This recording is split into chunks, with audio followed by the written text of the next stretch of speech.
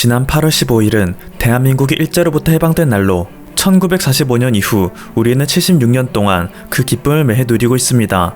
그런데 우리나라와 약 5,500km 떨어진 한 나라에서는 8월 15일이 언제 끝날지 모르는 악몽이 시작된 날이 되었습니다. 트럼프가 결정 내리고 바이든이 종지부를 찍었던 아프가니스탄 파병이 종료되며 해당 지역에 약 20년간 파병되어 있던 미군들은 집에 돌아가는 기쁨을 만끽하였습니다. 하지만 반대로 그곳에 남아있는 반탈레반 세력과 민간인들은 생지옥이 무엇인지 체험하고 있습니다. 바이든 대통령이 미군의 연내 철수를 선언하기 직전이었던 4월만 해도 아프가니스탄 영토 내 탈레반 세력권은 정부군 세력권보다 작았습니다.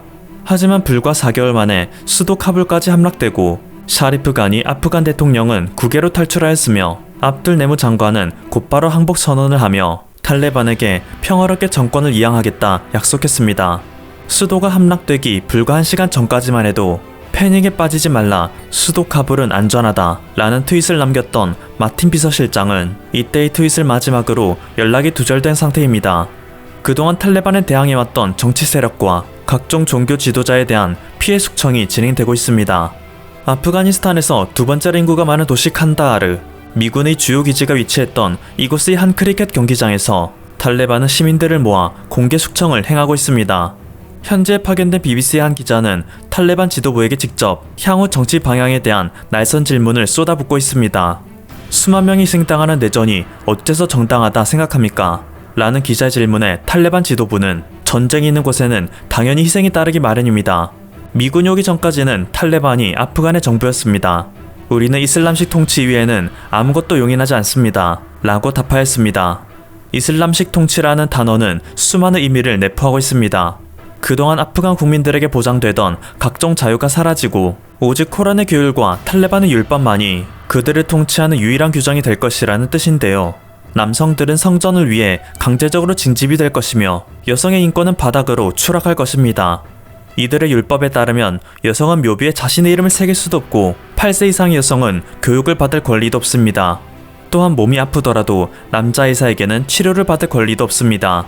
여자 의사에게 치료를 받으면 되지 않느냐는 의문이 들지만 이들 사회에서 여성은 직업을 가질 권리조차 없습니다. 탈레반이 아프가니스탄을 점령한 현 시간부로 여성들은 모두 회사에서 실직하게 되었습니다. 만약 여성을 고용하는 회사가 있다면 고용주는 전부 사형에 처하게 됩니다. 학교 선생의 70%가 여성이었던 아프가니스탄의 학교는 줄줄이 폐쇄당하고 있습니다. 공무원의 50%도 여성이었기에 공공기관의 업무 처리도 마비되고 있습니다. 공황에 빠진 현지 상태에 의문을 가진 BBC의 기자가 탈레반 지도부에게 관련 주제에 대한 질문을 던지자 탈레반 지도부는 모든 것은 강요가 아닌 전도를 통해 이루어지고 있습니다. 규율을 지키는 여성들은 정상적인 사회활동을 할 수가 있습니다. 라며 탈레반 역시 세계의 흐름에 어느 정도 따라갈 것이라 강조하였지만 이 인터뷰가 진행된 바로 다음날 수도의 중앙광장에서는 복장 불량을 이유로 공개적인 채찍 형벌을 당하는 여성이 속출했죠. 일부 네티즌은 미군이 철수한다는 이유 하나로 이렇게 속수무책으로 당하다니 도대체 아프간 공화국이 얼마나 약했다는 거냐라며 그들의 무능함을 비판합니다. 하지만 이것은 단지 그들이 무능했기 때문만은 아닙니다. 아프간에는 규모 3만의 아프간 코만도 특수부대가 탈레반과의 전투에서 큰 활약을 펼치고 있었고 아프간 정부군은 탈레반과 대립 중이던 또 다른 세력 이스마일 칸이라는 군벌 세력과 손을 잡는 승부수를 보이기도 했습니다. 이스마일 칸을 중심으로 반탈레반 세력이 강하게 구축됐고 실제로 내전의 양상은 탈레반이 남북으로 분단될 수도 있는 대역전극의 상황으로 전개될 뻔하기도 했죠. 하지만 안타깝게도 정부군의 수뇌부가 시차를 도는 동안 잠입해 있던 탈레반이 수뇌부를 포위하여 근처에 있던 이스마일 세력을 모두 불러 모으는 함정 작전을 펼쳤습니다. 이것에 제대로 당한 이스마일 세력은 더 이상의 희생을 막기 위해 자신들의 병력을 모두 이끌고 탈레반으로 전향해버린 것입니다. 사실 탈레반이든 이스마일 칸이든 뿌리는 무자헤딘이니 둘의 협력은 언제든지 벌어질 수 있는 위험 요소였습니다. 기존의 병력을 가지고도 간신히 싸우던 상황이었는데 대부분의 병력을 탈레반에게 빼앗기고 말았으니 아프간 정부군은 속수무책으로 몰락할 수밖에 없었던 거죠. 이렇게 아프가니스탄은 애초부터 무력이 강한 자가 이길 수 있는 싸움이 아니었습니다. 치열한 두뇌 싸움과 그것보다 앞선 종교의 힘이 이 지역의 패권을 가르는 핵심 역할을 한 것인데요. 이해관계로 피 터지게 싸우다가도 끝에는 이슬람의 교리로 하나로 뭉치는 게 그들입니다. 그렇다 보니 이 지역은 예로부터 제국의 무덤이라 불린 것이죠. 거대한 제국이 특정 지역을 지배할 때 가장 우선적으로 하는 것은 해당 민족을 분열시키는 것입니다. 그중 가장 원초적인 방법은 공포입니다. 제국의 압도적인 무력을 보여줌으로써 지역의 민족들이 반발을 엄두도 못 내게 하는 것인데요. 아프리카 대륙을 지배했던 유럽 열강의 방법이 대표적일 것입니다. 그런데 아프가니스탄은 이것마저 불가능했습니다. 과거 유럽 대륙마저 공포에 떨게 만들었던 지구 역사상 가장 넓은 영토를 지배했던 칭기스칸의 몽골 제국마저 아프가니스탄은 지배하지 못하였습니다. 빠른 기동력의 기마병이 줄을 이뤘던 칭기스칸의 군대는 험준한 산악 지형의 아프가니스탄에 쥐약이었던 것입니다. 협상은 없다, 전부 잡아 죽이면 된다 라는 원칙으로 모든 국가들을 두려움에 떨게 만들었던 몽골 제국이지만 아프가니스탄의 점령은 결국 포기하고 말머리를 유럽으로 돌리고 말았습니다. 제국이 특정 지역을 지배할 때 쓰는 두 번째 방법은 경제적 술책입니다. 제국에게 협력하는 이들에게는 경제적인 혜택을 주고 이에 따라 점점 심화되는 빈부격차는 가만히 놔둬도 자기들끼리 분열시키게 되는 원동력이 됩니다. 이것을 가장 잘 활용했던 국가는 대영 제국인데요. 대표적으로 영국은 인도를 지배할 때 카스트 제도를 10분 활용한 것으로 유명하긴 하지만 이것도 결국 인도 국민들 가운데 월등한 경제적 격차를 만들므로써 인도인들이 서로 분열하게 한 것입니다. 자기들끼리 피터지게 싸우게 함으로써 진정으로 자신들을 지배하는 제국에게는 반항할 생각도 못하게 하는 것입니다. 영국은 러시아와 중앙아시아 지역의 패권을 다투던 시절 동일한 방법으로 아프가니스탄을 장악하고자 했습니다. 우선 압도적인 무력으로 수도 카불까지 진군하였습니다. 몽골 제국 시절보다는 무기가 많이 발달하였기에 무력으로 그들을 찍어 누르는 데에는 큰 어려움이 없었죠. 하지만 문제는 그 이후에 벌어졌습니다. 영국군의 입성을 본 아프간 주민들의 반응이 탐탁지 않았던 것입니다. 영국의 국교는 영국 성공회로서 이슬람과 대놓고 적대하는 종교이죠. 영국이 아무리 경제적으로 그들을 구슬려도 그들을 간단히 분열시킬 수는 없었습니다. 하지만 영국군은 자신들의 술책을 강행하기 위해 영국인들을 아프간 지역으로 이주시키고 영국인들의 호화로운 삶을 계속 비춰줌으로써 아프간인들의 사고방식을 바꾸어 놓으려 했습니다. 실제로 현지 여성들은 한때 아프간 남성보다는 영국 남성을 더 선호하는 현상이 발생하게 됐는데요. 아이러니하게도 이것은 영국에 대한 아프간인들의 적개심을 더 키우는 꼴이 되었습니다.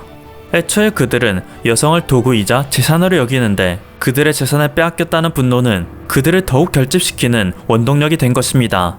그들은 자신들의 재산을 빼앗기느니 강경 군부에게 지배당하는 게 낫다 판단하였습니다. 영국이 아프간 수도 카불을 점령한 지 2년이 됐을 때 대규모의 시위대가 영국 대사의 집을 포위했고 광기 어린 아프간 시위대는 그 자리에서 학살을 시작했습니다. 반란군의 지도자 악바르칸은 영국인들을 향해 지금이라도 조용히 물러나면 목숨만큼은 살려주겠다 하였지만 철수하는 영국군의 뒤로 군대를 보내어 군수물자를 약탈하고 영국 민간인 학살을 끊이지 않았습니다. 아프가니스탄이 두 번째 제국 영국을 패퇴시킨 사건입니다. 세 번째 제물은 소련입니다. 영국은 아프가니스탄에서 철수할 때 최소한의 안전장치를 마련해 두었습니다. 아프가니스탄에게 패배하여 후퇴하는 것이긴 하지만 그보다 더 중요한 것은 러시아의 남하를 막는 것이었죠. 때문에 wakhan 회랑이라 불리는 이 지역을 아프간에게 넘겼습니다. 러시아가 영토 확장을 위해 남하하기 위해서는 반드시 아프가니스탄과 전쟁을 해야 했던 것인데요. 실제로 러시아의 뒤를 이은 소비에트 연방은 1979년 남하를 위해 아프가니스탄을 침공하게 됩니다. 이 과정에서 아프간인 50만 명이 희생되었고 소련군은 1만 5천 명 정도밖에 사망하지 않았습니다. 전폭기와 네이판 폭탄, 탱크, 지뢰, 헬리콥터 등 당시 미국과 함께 G2 군사력을 자랑하던 소련의 모든 역량을 아프간과의 전쟁에 쏟아부었습니다. 하지만 아프가니스탄 특유의 게릴라, 무자헤딘과 9년간의 끈질긴 전투는 소련에게 끝내 패배를 안기고 말았죠. 마지막으로 네 번째 제물은 미국입니다. 물론 미국은 이로 인해 나라가 멸망한다 싶을 정도는 아니지만 그만큼 많은 국력을 소모한 것은 사실입니다. 때문에 미국은 월남 전쟁에 이어 두 번째로 전쟁에서 패배한 치욕을 맛보게 되었다는 평가를 받는 것인데요. 아이러니한 것은 이게 알고 보면 미국이 스스로 초래한 결과라는 사실입니다. 조금 전 소련이 아프가니스탄과의 전쟁으로 막대한 국력을 소모했다고 하였죠. 그런데 이때 당시 소련과 대치 중이던 미국은 이 상황을 가만히 지켜만 보고 있지 않았습니다. 오히려 중국, 파키스탄, 사우디아라비아 등 주변국과 협력하여 소련이 아프간을 향해 남하하는 것을 막고자 했는데요. 곳곳에서 게릴라 작전으로 소련을 괴롭히던 이슬람 반군 세력 연합인 무자히딘에게 군사 물자와 금전적인 협력을 제공하고 심지어 군사 훈련까지 시켜준 것이 미국이었습니다. 이때 미국으로부터 막대한 지원을 받았던 무자히딘 세력은 오늘날의 탈레반이 되었고, 탈레반은 자신들을 도와준 미국에게 감사함을 느끼기는커녕 미국이 신성한 사우디아라비아 지역에 군대를 주둔했다는 이유로 미국의 지하드, 성전을 선포하게 되었죠. 그것이 바로 1999년 발생한 9.11 테러였습니다. 그 다음은 모두가 익히 알고 있듯 미국은 테러와의 전쟁을 선포하였고, 아프가니스탄을 침공하여 최근까지 유지됐던 아프가니스탄 공화국을 수립하였습니다. 이렇게 기나긴 역사를 지닌 아프가니스탄 공화국의 역사, 미군 개입의 역사가 마무리되자 현재 가장 발등에 불이 떨어진 곳은 다름 아닌 중국입니다.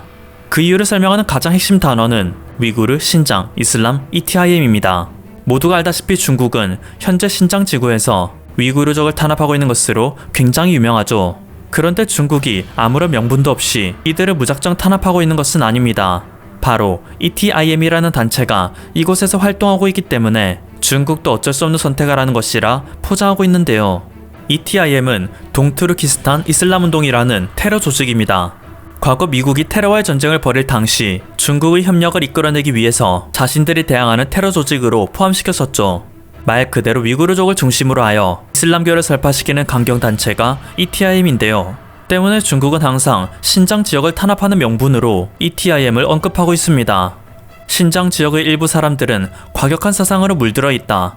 우리는 이들에게 올바른 사상을 가르치기 위해서 교화시설을 통해 중국식 법과 제도, 그리고 문화를 가르치는 것일 뿐이다.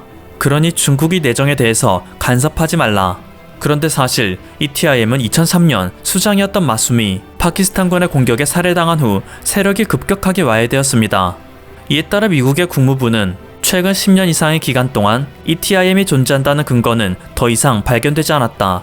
실제 증거가 없는 본 단체의 블랙리스트 지정을 취소한다라며 ETIM을 국제적 적대 대상에서 제외한다고 발표했지만 중국은 이에 크게 반발하고 있죠.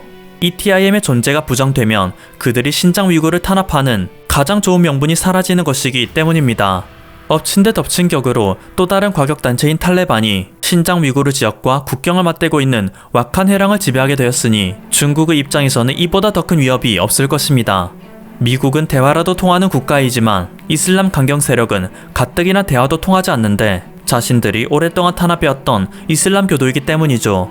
물론 일각에서는 탈레반과 중국이 싸울 이유가 없다 주장합니다. 오히려 그들은 최근 회담을 통해 협력을 약속했다며 이로 인해 미국은 중국과 탈레반이라는 최악의 연합을 만들어낸 꼴이라고 비판하는데요. 실제로 탈레반은 다른 이슬람 강경주의 세력에 비해 세속적인 단체라는 평가를 많이 받습니다. 중국과의 회담이 있어서도 우리가 테러 세력이 신장지구로 못 넘어가도록 잘 막아주면 중국은 탈레반이 국가를 재건하는 데 필요한 각종 자원들을 확실하게 아낌없이 지원해달라고 말하였죠. 중국도 이를 받아들여 두 세력 간의 합의문에는 테러 세력들이 아프가니스탄 영토를 통해서 중국의 위협을 가하지 않도록 노력한다는 문구가 적혀 있었는데요. 이를 본 네티즌들이 탈레반은 중국에게 절대 위협을 가할 리가 없다고 주장하는 것입니다. 하지만 우리는 이 문구를 자세히 봐야 합니다. 국제사회에서 사용되는 외교적 단어에는 단어 하나하나의 의미를 곰곰이 잘 생각해 봐야 하기 때문이죠. 테러 세력들이 아프가니스탄 영토를 통해서라고 명시되어 있는데 이는 반대로 생각하면 아프가니스탄 영토가 아닌 다른 곳을 통한 테러 세력의 이동에는 탈레반이 일절 신경 쓰지 않겠다는 말과 같습니다. 오히려 그것을 지원해도 중국과의 합의에는 위배되지 않습니다.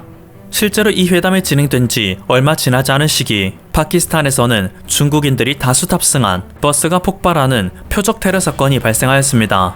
이 소식을 들은 시진핑은 대노하였는데요. 탈레반은 중국에게 이득은 취할 대로 취해놓고 결코 방심하지는 못하도록 경고 메시지를 보낸 것입니다. 애초에 탈레반의 뿌리인 무자헤딘이 특정 지역에 거점을 두지 않고 여기저기 실체 없이 흩어져 활동하는 점조직인데 저런 한 줄짜리 합의문이 유효할 리가 없는 거죠. 탈레반은 이미 파키스탄 북부의 일부 지역까지 장악하였기에 그들이 마음만 먹으면 중국을 침략할 수단은 무궁무진합니다.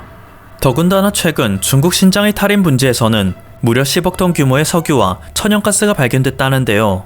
오직 경제적인 이유만으로 중국과 임시동맹을 맺은 탈레반이 이 석유 자원을 가만히 지켜만 보고 있을지 의문입니다. 그동안 아프가니스탄은 석유가 매장되어 있긴 하지만 미국의 견제로 이렇다 할 생산 설비를 갖추지 못하였죠. 만약 중국이 신장 지역에 설비를 만들어 석유와 천연가스 채굴에 나서게 된다면 탈레반은 언제라도 각종 명분을 내세우며 이 지역을 침공할지 모르는 것입니다.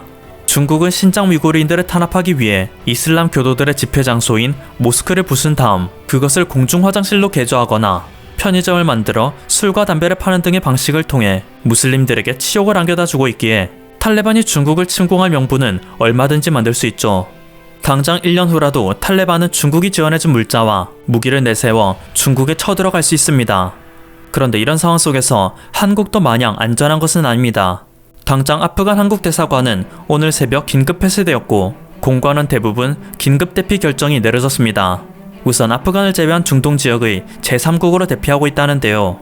다만 아프간에 남아있는 우리 국민들이 하나도 빠짐없이 대피하는 것을 지원하기 위해 최태호 대사 등의 소수 인원만 대사관에 남아있는 상황입니다. 그리고 아직 완전 철수하지 않은 우리 사람들을 보고 자유를 갈망하는 아프간 사람들은 제발 한국에 이주하도록 도와달라며 물밀듯 밀려오고 있다고 합니다. 특히 과거 한국과 관련된 기관에서 근무했던 이들은 자신들이 아프간 정부와 외국을 위해 일했다는 이유로 탈레반에게 목숨의 위협을 받고 있다 호소하죠. 현재까지 집계된 인원만 200명이 넘는다고 합니다.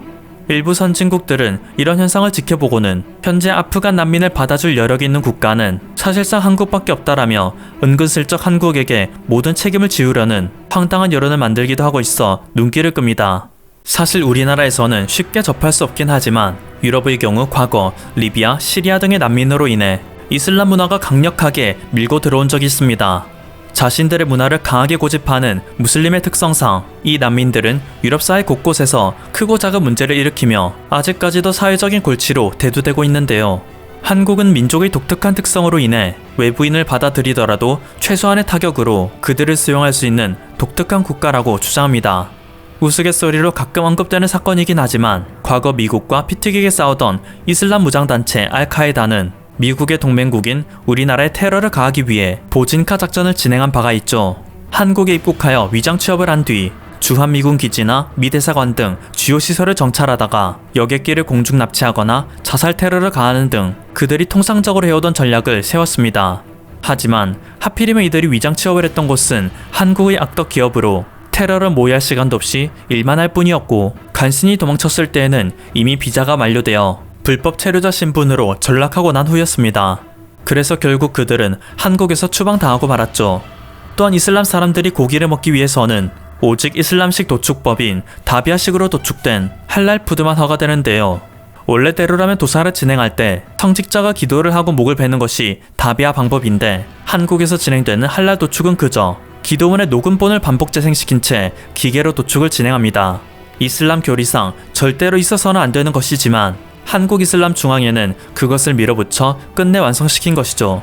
세계 어디를 가도 현지 문화와 섞이지 않은 이슬람인데 이상하게도 한국에서는 너무나도 쉽게 로컬라이징 되는 모습에 세계인들은 의문을 품습니다.